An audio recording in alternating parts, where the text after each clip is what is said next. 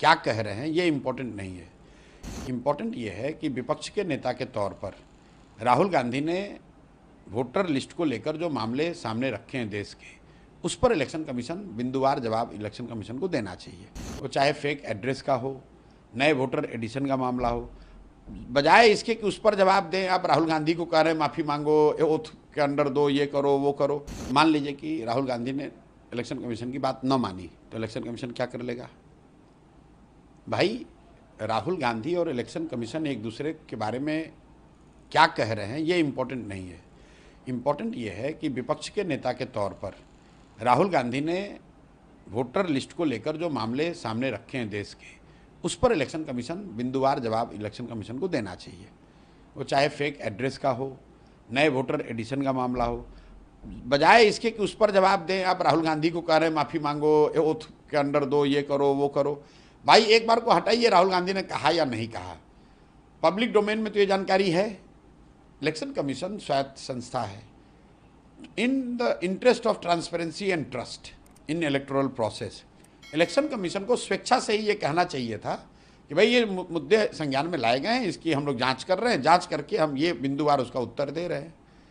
बजाय उसके इसको Rahul Gandhi versus election commission versus Rahul Gandhi बनाने का कोई मतलब नहीं। इलेक्शन कमीशन कह रही है कि जो आरोप इलेक्शन कमीशन के ऊपर लगाया जा रहा है वो बेबुनियाद है। भाई, बेबुनियाद है पहले बताओ तो कैसे? ठीक है, मान लिया इलेक्शन कमीशन कह रही है कि ये बेबुनियाद है, तो कैसे बताइए। तो राहुल गांधी ने अपने प्रेस वार्ता में बताया कि कई होम एड्रेस जो है वो जीरो, उसके सामने जीरो लिखा है।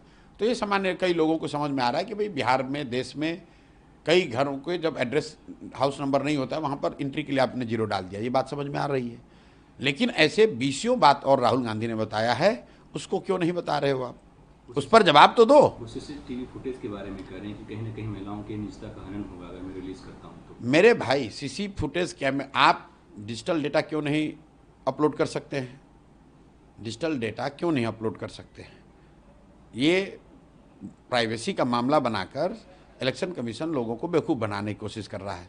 आप बताइए कि फॉर्म 20 का डेटा, फॉर्म 19 का डेटा, फॉर्म 6 का डेटा अगर आप ऑनलाइन जारी करेंगे, उससे क्या प्राइवेसी का मामला हो जाएगा? भाई, वोटर लिस्ट तो उपलब्ध है ही ना पब्लिक डोमेन में, कौन कौन वोटर है ये तो पता ही है। उसको अगर आप मशीन रीडेबल फॉर्म में कर देंगे तो उससे क्या प्राइवेसी कॉम्प्रोमाइज हो जाएगी? अगर आपकी जानकारी पब्लिक के बारे में नहीं है कि फलाने व्यक्ति वोटर हैं या नहीं हैं, तो जानकारी देने में प्राइवेसी का मामला होगा ना। यहाँ पर तो आपने जानकारी दी है, लेकिन एक ऐसे फॉर्म में दी है जिससे कि उसको एनालाइज करने में, फॉलो करने में लोगों को दिक्कत हो रही है। अगर आप उसको डिजिटल फॉर्म में, मशीन रीडेबल फॉर्म में दे देंगे तो जो जानकारी उपलब्ध है उसको देखने समझने की क्षमता बढ़ जाएगी।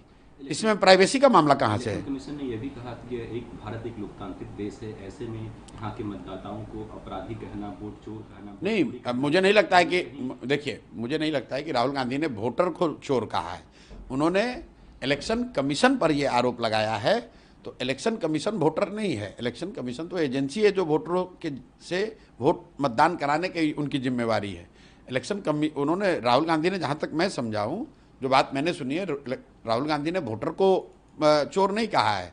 उन्होंने उस प्रक्रिया में जो चोरी हो रही है या गलती हो रही है उसकी बात कही है। राहुल गांधी ने कहा है कि मैं आपको छोड़ने वाला नहीं हूं, मैं आपको एक्सपोज कर दूंगा।